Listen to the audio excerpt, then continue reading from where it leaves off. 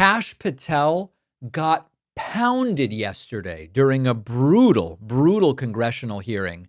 Our friend Eric Swalwell, Democratic congressman from California, he employed a classic law school technique. And this is what skilled attorneys do when they've got a witness that wants to go with, I don't know. How many times have you been to this person's house? I don't know. Really? You can't estimate? No, I can't. Oh, could you have gone 1,000,000 times? Well, no, I haven't gone 1,000,000 times. Okay. And have you ever been there? Yes. All right. Well, now we're between 1 and 1,000,000. Do you think maybe you visited this person 100,000 times? No. Okay. That's the idea of the technique.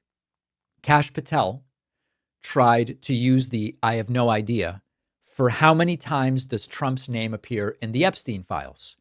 And Eric Swalwell uses this exact technique on him. You said you don't know the number of times Trump's name appears in the files, so it could at least be 1,000 times. Is that right?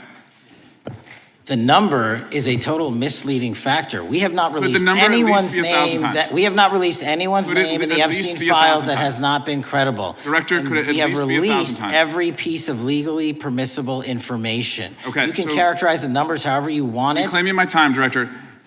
It sounds like if you don't know the number, it could at least be 1,000 times. It's not. It's not. Is it at least 500 times? No. Is it at least 100 times? No. Then what's the number? I don't know the number, but it's not that. Do you think it might be your job to know the number?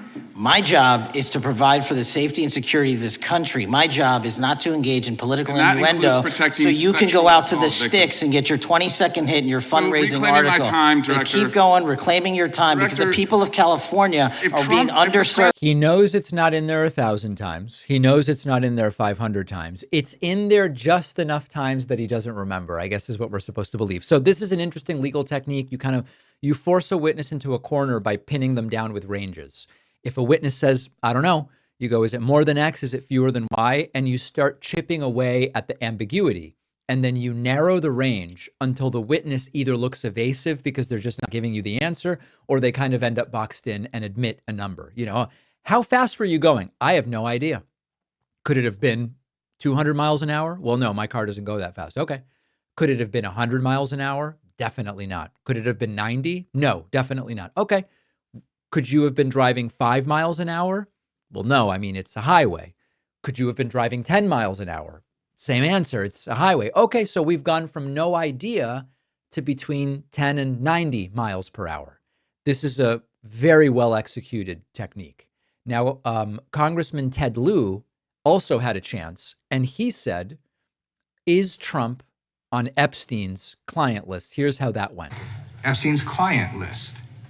You confirmed that it exists. Attorney General Pam Bondi confirmed earlier this year that it exists. So I just want to ask you a simple question. Is Prince Andrew on Epstein's client list? The material related to Prince Andrew has been made public. Is Prince Andrew on the client list? We have released the index of names that were in Jeffrey Epstein's. Is Donald Trump on Epstein's client list? The index has been released, and the index will speak for itself. So I'm just going to say, America is a huge red flag. The FBI director could not answer whether Donald Trump was on Epstein's Gentleman's time has expired. It's more than a red flag. And this was not only Democrats. Even Thomas Massie, a Republican congressman, sat there and said, wait, you're telling us there's no one on the client list? And so have you reviewed those 302 documents where the victims name the people who victimized them? If I personally know, but the FBI has. So how can you sit here and in front of the Senate and say there are no names? I said I named one today. I said we are not in the practice at the Department of Justice FBI of releasing victims' names.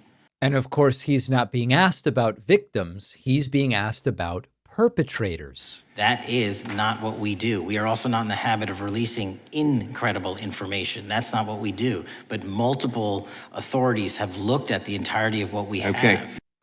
It's hard to think of less honest, less transparent people.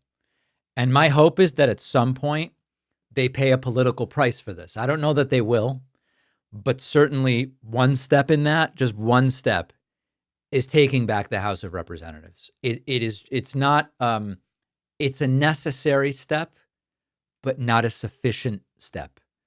And that is an area where we need significant focus over the next year and a half. On the bonus show today, Donald Trump is designating Antifa as a terrorist organization. There's one little problem. It's not really an organization at all, so it's going to be difficult to do. We are also going to give you an update about Luigi Mangione's case, in which state terrorism charges have been dismissed by a judge. And then finally, tensions boil over among House Democrats over a vote to honor Charlie Kirk.